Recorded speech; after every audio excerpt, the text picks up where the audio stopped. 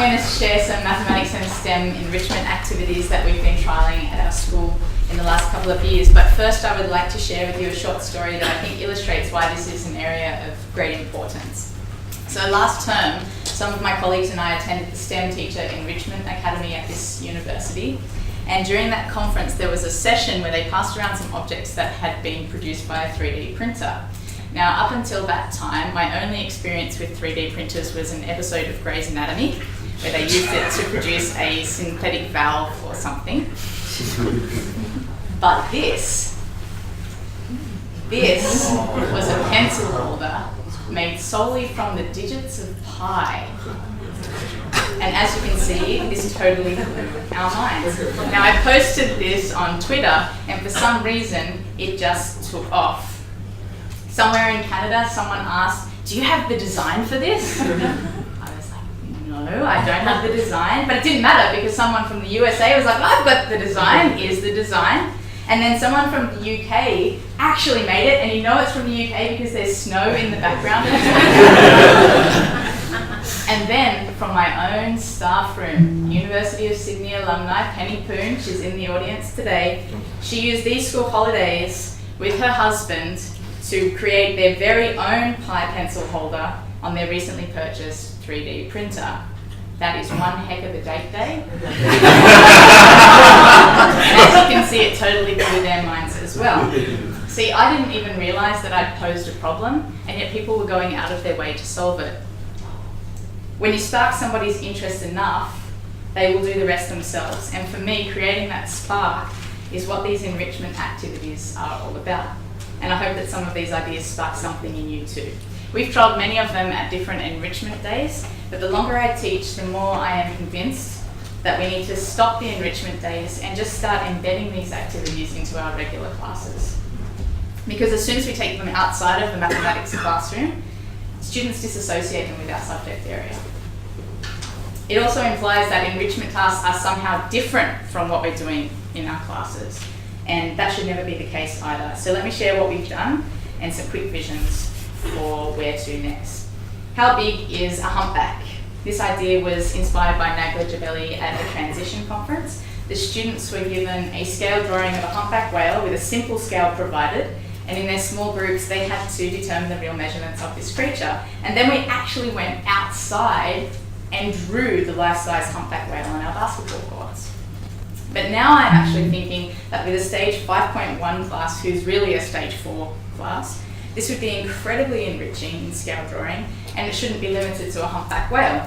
Let's get different small groups working on different scales of different sea creatures, some larger than life, some extraordinarily small, some tricky scales for those who need the challenge, some modified scales for those who need the support.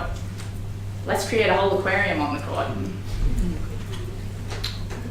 Activity 2, if Australia was a village of 100, inspired by the YouTube clip called Miniature Earth, which is the whole world as a village of 100.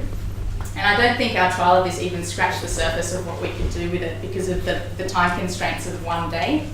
But there are so many possibilities for stage 4 data and percentages. Students had to research the Australian stats that interested them to create their own village of 100 video. And we got nowhere near the video on the actual day.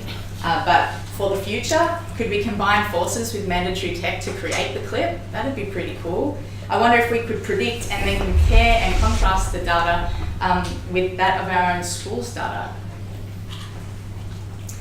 Build a water tower. Each group needs a set number of straws, a plastic cup, a piece of string, and some masking tape. The plastic cup must be at the top of the tower and supported by the tower's structure. The test is whether the tower remains standing when the water is poured into the cup. The additional catch, if they all stand, then the tallest one wins. Some ideas for stage 4 could include introducing volumes or looking at rates of water flow out of the bottom of the cup as the height is changed. Design a catapult. Cool activity. Each group is given 10 paddle pop sticks, a plastic spoon, one elastic band, and some masking tape. The catapult had to be able to stand on its own, but then when it came time to launch, the students could hold the base. There were 2 main tests, accuracy and distance. We had students launching marshmallows from one side of the room to the other. I don't know Instead of an entire lesson of analysing means of small data sets, let's launch marshmallows and average the trials.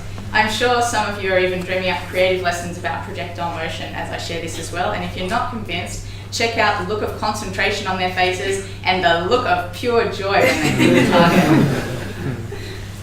Build a bridge, 20 straws, 1 metre of masking tape, bridging a 20 centimetre divide and withstanding various weights. This task had the added challenge that students had to budget for the materials they used. There was a cost for each straw, for each cut or bend, and each centimetre of tape used.